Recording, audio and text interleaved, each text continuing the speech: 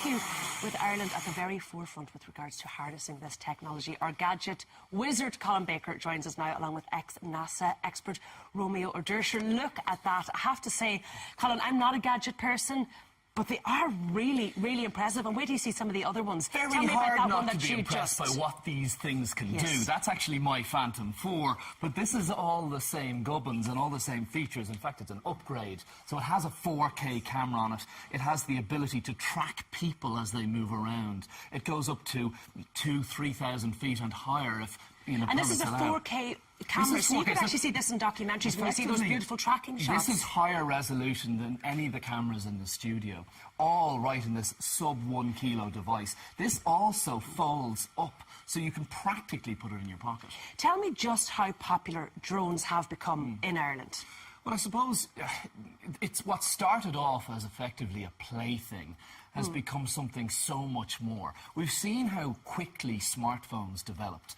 And of course, drones use very similar technology. They know exactly where they are all the time. This is not just like flying a helicopter or flying a little model aircraft, which is really, really tricky. These drones here are really, really easy to fly. When I flew it over the table there, it's tracking the table. It's hovering very carefully. We can see it knows it exactly where it is, the level it's at, the height it's at, the temperature around it. It's an incredibly artificially intelligent device. About 4,000 or 5,000, is that right? Registered? So they say, yes. Of course, there's regulations now, so you've got to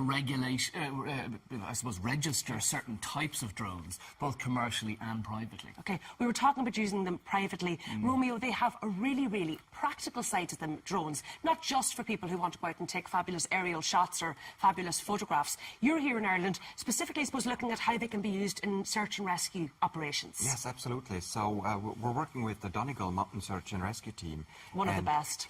Absolutely, absolutely. Wonderful people. They have a very, very difficult territory to cover. People go missing there quite often.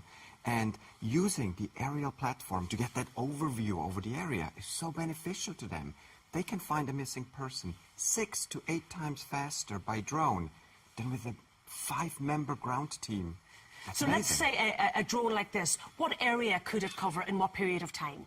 So these drones fly fairly fast, and they, depending on the altitude you go up to, they can cover a large area fairly quickly and provide a live footage view from the camera to the operator. So you could basically be about to scale a huge area, let's say 10 square miles or something. It's going to take you, depending on the terrain, it could take you a day, it could take you more than that. Yes. But this could cover it in what? Half an hour, an hour? Half an hour, 20 minutes. We've done several tests up in Donegal, and with the drone, it took us between 20 and 10 minutes to find the missing person, and on foot... So there's infrared cameras on them, obviously, so they're picking up heat sensors. Exactly, that's another benefit. We can have an infrared camera on it, so we can look thermally what is on the ground and can spot bodies.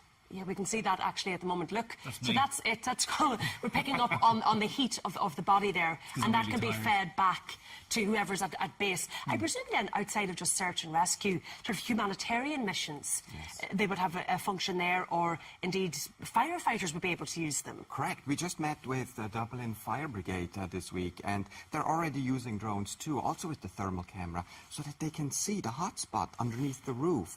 Where is the fire located? That's valuable information to them. Okay. We've looked at these two, but look at this thing. I don't know if you can see it. You can now here beside me. It is like a mini robot. It's absolutely huge. Where and who is using something like this, Romeo? There are so many applications for this, from movie making, let's say Game of Thrones. They're using these beautiful applications to get amazing footage, to inspection, and even search and rescue or the delivery of medical devices. It's an amazing platform. So you could put like a camera, could you put a big heavy camera on that? Absolutely. And multiple cameras? You could have multiple cameras as well, but the main purpose of this machine is redundancy and power. And it's really a wonderful machine. How difficult are they to operate? You wouldn't basically be giving me the remote controls today and sending me outside, would you? Absolutely. Because well, this is only intimidating because of the size. In essence, they all work similarly, and they all have the same technology embedded to make it as easy as possible to fly. Okay.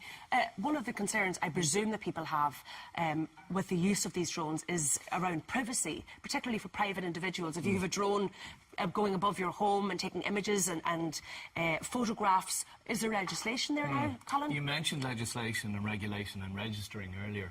The IAA released regulation that people, just private people who buy these drones, anything with a camera underneath and over 1 kilo in weight, they've got to go online to the IAA website and register their drone, register the serial number, where it's based, various details about the drone, and so if it's tracked or found or it's discovered doing something it shouldn't be doing, it can be tracked back to the person. And you're meant to get permission, I take it, of people who own land or own their own private home. Absolutely. There's guidelines within that. Obviously, they're not regulated. I mean, they can't. It's very difficult to police that. By registering it, you are signing up to agree to those certain conditions. So, for example, as you said, flying over an area, that you have the permission of the landowner, that if there is people below, that you've their permission, and ideally you don't fly over directly over the heads of people, or large gatherings, or even vehicles that you've not got control over. I usually go over mountainous areas, and actually out over Glastool and Colin Hill and the likes, out by the sea. So it's quite safe over that kind of area. I suppose it comes down to people being cautious and careful and respectful of others. For first responders, can you see drones like this being used right across the country, right across the world, Romeo, I take it? That's what you're aiming for. Absolutely, and we're seeing it all over the world actually already being used, from Copenhagen Fire Department to Donegal to search and rescue. In the United States, we had a very good case where there was a flooding, and the drone was actually able to spot people that were stranded. They couldn't see them by helicopter, and then the drone sent over a lifeline to those stranded individuals. So there are real-life applications. And it's very, very safe for people to use. I take it the Christmas card or the Christmas lists this year, a drone will be on quite a few. I was talking to Derek outside earlier, and he was like, "Christmas present, Christmas present," and I think he's expecting me to buy it. So there's going to be arguments there. Okay. But yeah, definitely high. I mean, there's a huge range of them. They are expensive, but you can go from cheaper ones right up to thousands of euro. I imagine this robot. My one starts at about €900. So I mean, for all that equipment and technology and what it can do, anyone who's into gadgets, technology, photography, even flying, it's an incredible experience flying them and using them. They look fantastic, Romeo and Colin. Thank you so much. Now, coming up after 9, Laura B will be looking at toners and serums. Lots more to come on Ireland AM. Do stay with us.